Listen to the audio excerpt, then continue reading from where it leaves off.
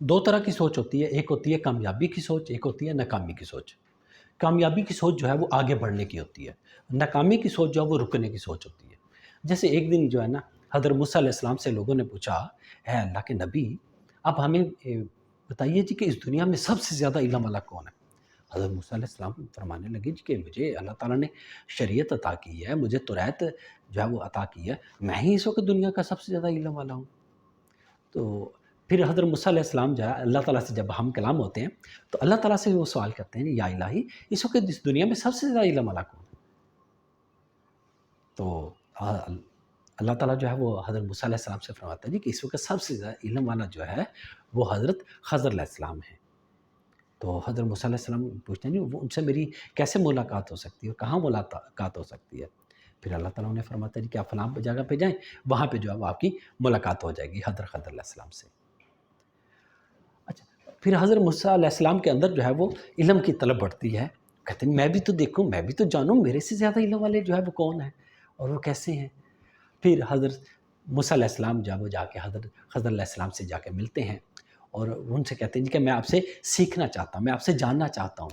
تو حضرت خضر علیہ السلام جو ہے وہ کہتے ہیں جی کہ آپ سے صبر نہیں ہوگا۔ کہتے ہیں جی کہ نہیں میں صبر کروں گا۔ پھر حضرت خضر علیہ السلام فرماتے ہیں آپ میرے کسی بھی کام پہ، میرے کسی بھی عمل پہ آپ اعتراض نہیں کرو۔ حضرت موسیٰ علیہ السلام کہتے ہیں میں نے تو سیکھا ہے، مجھے کیا ضرورت ہے کسی بات پہ اعتراض کرنے کی۔ پھر حضرت موسیٰ علیہ السلام اور حضرت خضر علیہ السلام جب وہ سفر کے لیے نکلتے ہیں اور وہ ایک دریا میں، ایک کشتی میں بیٹھ کر دریا کو عبور کرتے ہیں، تو جب وہ کشتی سے اترنے لگتے ہیں نا تو وہ جو کشتی کا جو مالک ہوتا ہے وہ ان سے پیسے نہیں لیتا، وہ حضرت خضر علیہ السلام کو جانتا ہوتا ہے تو وہ ان سے پیسے نہیں لیتا۔ تو حضرت خضر علیہ السلام اترتے وقت یوں کرتے ہیں کہ اس کا ایک تختہ جو وہ توڑ دیتے ہیں۔ حضرت موسیٰ علیہ السلام کہتے ہیں یہ کیا کیا آپ نے؟ انہوں نے ہمارے سے پیسے بھی نہیں لیے اور آپ نے ان کا جو ہے کشتی بھی توڑ دی، یہ کیا کیا آپ نے؟ حضرت خضر علیہ السلام انہیں یاد دلاتے ہیں میں نے آپ سے بات کی تھی کہ آپ سے صبر نہیں ہوگا اور آپ میرے کسی بات پہ اعتراض نہیں کریں گے۔ حضرت موسیٰ علیہ السلام جو ہے وہ خاموش ہو جاتے ہیں۔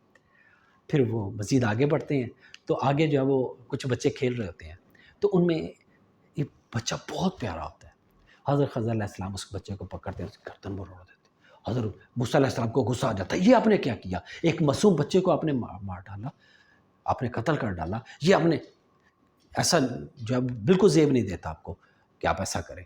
حضرت خضر علیہ السلام نے فرمایا کہ میں نے آپ سے کہا تھا نا کہ آپ میرے کسی عمل پہ اعتراض نہیں کریں گے اور آپ سے صبر نہیں ہوگا۔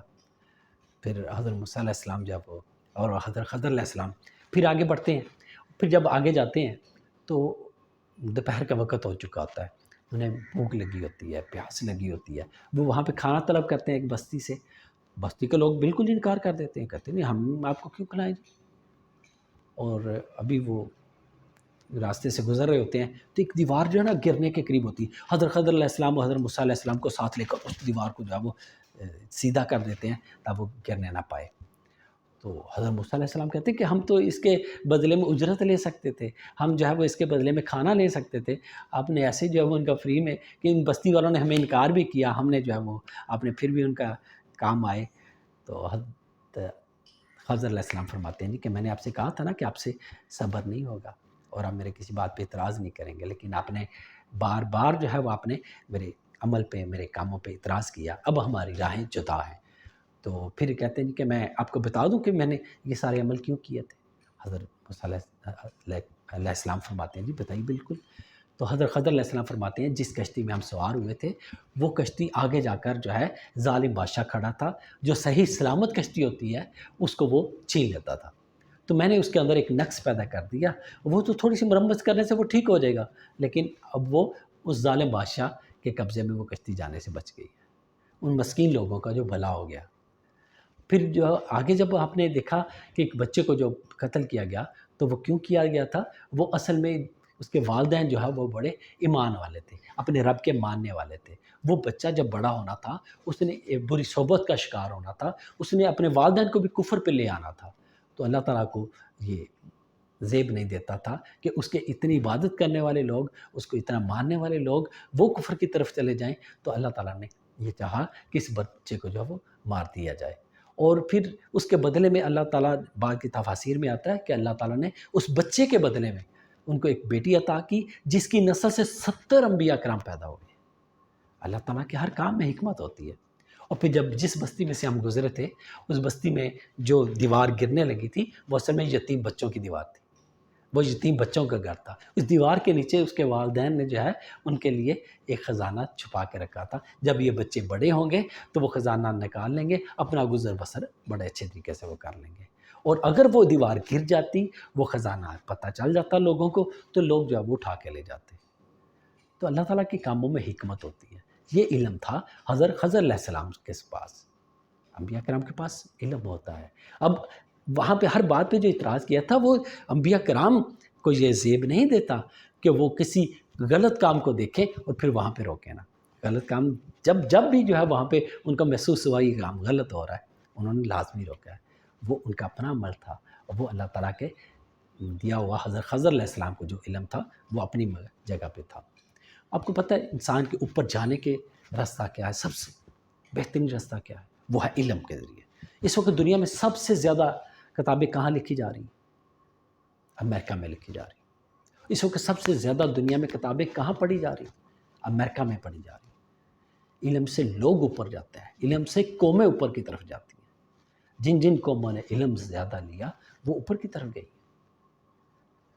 اور پھر دیکھیے محمد بن اسماعیل جو ہیں، حضرت امام بخاری رحمۃ اللہ علیہ، وہ ہزاروں میل کا انہوں نے سفر کیا ایک ایک حدیث کریمہ کو کلیکٹ کرنے کے لیے، ایک ایک حدیث جو ہے وہ انہوں نے جمع کرنے کے لیے۔ تو علم کے لیے جو ہے وہ سفر بھی کرنا پڑتا ہے، صبر بھی کرنا پڑتا ہے۔ تھامس ایڈیسن نے لوگوں سے یہ کہا کہ جس طرح یہ دن روشن ہے نا، اس طرح راتیں بھی روشن ہوگی۔ میں ایک ایسا جو ہے وہ بلب بنانے جا رہا ہوں جس سے راتیں بھی روشن ہیں۔ لوگوں نے کہا یہ بھلا کیا دن کی طرح رات بھی روشن ہوگی؟ نہیں، ایسا نہیں ہو سکتا۔ پھر جو ہے تھامس ایڈیسن نے تجربات کرنا شروع کیے، 999 تجربات کیے۔ لوگوں کو نے کہا کیا تم پاگل ہو؟ ایک فضول کام کے اوپر لگے ہوئے، ناممکن کام کے اوپر تم لگے ہوئے، یہ تو ہو نہیں سکتا۔ یہ ناکامی کی سوچ تھی۔ کامیابی کی سوچ کیا تھی؟ یہ 999 جو تجربات کیے ہیں میں نے، اس سے میں نے یہ سیکھا ہے کہ ان سے بلب نہیں بنتا ہے۔ وہ ناکامی کی سوچ کہتے نہیں تم تو اپنا ٹائم ضائع کر رہے ہو، وہ ناکامی کی سوچ تھی۔ اور یہ کہتا نہیں میں نے سیکھا ہے۔ ایک 1000واں جو تجربہ تھا اس نے ثابت کیا کہ اس طریقے سے جو وہ بلب بن جاتا ہے۔ ایک دن جو ہے نا وہ استاد اور شاگرد سفر کر رہے تھے، تو ایک شاگرد کہنے لگا جی کہ یہ جو بانس کا جو پودا ہے اس کو 5 سال سے کچھ زیادہ عرصہ لگتا ہے، تو یہ 5 سال تک تو یہ زمین سے اوپر بھی نہیں آتا، یہ کیا 5 سال اس کے ضائع نہیں جاتے؟ تو استاد اس سے کہتے ہیں نہیں 5 سال اس کے ضائع نہیں جاتے۔ 5 سالوں میں یہ کیا کرتا ہے؟ 5 سالوں میں اپنی جڑیں یہ مضبوط کرتا ہے، اور پھر 5ویں سال کے بعد یہ 80 فٹ تک بڑھ جاتا ہے۔ جس نے جتنا اوپر جانا ہوتا ہے اس نے اپنی بنیادوں کو اتنا ہی مضبوط بنانا ہوتا ہے۔ اگر آپ کو اوپر جانا ہے تو آپ کو اپنی بنیادوں کو مضبوط بنانا ہوگا۔ آپ کا علم کے اوپر صرف کیا ہوا جو ٹائم ہے وہ ضائع نہیں جاتا، اپنی بنیادوں کو مضبوط کیا ہوا جو ٹائم ہے وہ ضائع نہیں جاتا، وہ کہیں نہ کہیں آپ کو اوپر بلندیوں کی طرف لے کر جا رہا ہوتا ہے۔ ایک کلاس میں 2 اسٹوڈنٹ ہوتے ہیں، ان کا ٹیسٹ ہوتا ہے، دونوں کا اچھا ٹیسٹ نہیں ہوتا۔ ایک کہتا ہے نہیں یہ تو میرے بس کا کام ہی نہیں، یہ تو میرے سے ہو ہی نہیں سکتا۔ دوسرا کہتا ہے یہ ٹیسٹ اچھا نہیں ہوا لیکن میں اگلی بار اپنے ٹیسٹ کو بہتر کروں گا۔ وہ جو پہلے کی سوچ تھی وہ ناکامی کی سوچ تھی، دوسرے کی جو سوچ تھی وہ کامیابی کی سوچ تھی۔ اور ناکامی کی سوچ جس نے سوچا کہ میرے سے یہ ہو ہی نہیں سکتا، میرے بس کا یہ کام ہی نہیں ہے، اس نے کچھ ماہ کے بعد جو وہ اسٹڈی چھوڑ دی تھی۔ اور دوسرا جو کہتا ہے جی نہیں میں اگلی بار اپنے آپ کو بہتر کروں گا، اس نے اپنی کلاس میں ٹاپ کیا تھا۔ ناکامی کی سوچ نیچے کی طرف لے کر جاتی ہے، کامیابی کی سوچ اوپر کی طرف لے کر جاتی ہے۔ ایک بار ایک ندیاں بہہ رہی ہوتی ہے، تو پہاڑوں کے اوپر سے ایک پتھر لڑکتا ہوا نیچے آتا ہے اور ندیاں کے اندر آ کرتا ہے۔ وہاں پہ 2 طرح کی سوچ بنتی ہے۔ لوگ کہتے ہیں نہیں اب تو پانی جو ہے وہ ندیاں بند ہو جائے گی، پانی آگے کی طرف بڑھ ہی نہیں سکے گا۔ دوسرے کہتے ہیں نہیں جی پانی لیفٹ سے یا رائٹ سے گزر جائے گا، نیچے سے گزر جائے گا یا اوپر سے گزر جائے گا، لیکن یہ گزر جائے گا۔ لوگوں کی زندگیوں میں مشکلات آتی ہیں، لوگ وہاں پہ سوچتے ہیں نہیں اب تو زندگی ختم ہو گئی ہے، اب تو آگے کچھ کرنے کو ہے ہی نہیں، اب ہم کچھ کر ہی نہیں سکتے۔ لیکن کچھ لوگ یہ کہتے ہیں یہ وقت ہے، یہ بھی گزر جائے گا۔ اور ایک لڑکا تھا، بچپن سے اس کا جو ہے وہ پاؤں کٹ گیا، اس نے سوچا جی کہ میں جو ہے وہ دوڑ میں حصہ لوں گا، اور لوگ کہنے لگے تم دوڑ میں حصہ لوگے، تمہارا ایک پاؤں نہیں ہے، تم دوڑ میں حصہ لوگے۔ ایک وقت آتا ہے کہ وہ اولمپکس میں حصہ لیتا ہے اور گولڈ میڈلسٹ بنتا ہے۔ وہ کہتا تھا کہ میرا پاؤں کٹا ہے، میرا حوصلہ نہیں کٹا۔ جن کے حوصلے بلند ہوتے ہیں وہ بلندیوں کی طرف جاتے ہیں۔ بلندیوں کی طرف جانا ہے تو اپنے حوصلوں کو بلند رکھنا ہوگا، اپنی سوچ کو بلند رکھنا ہوگا، اپنے علم کو جو ہے وہ بڑھانا ہوگا۔ یہ علم ہی ہے جو انسان کو بلندیوں کی طرف لے کر جاتا ہے۔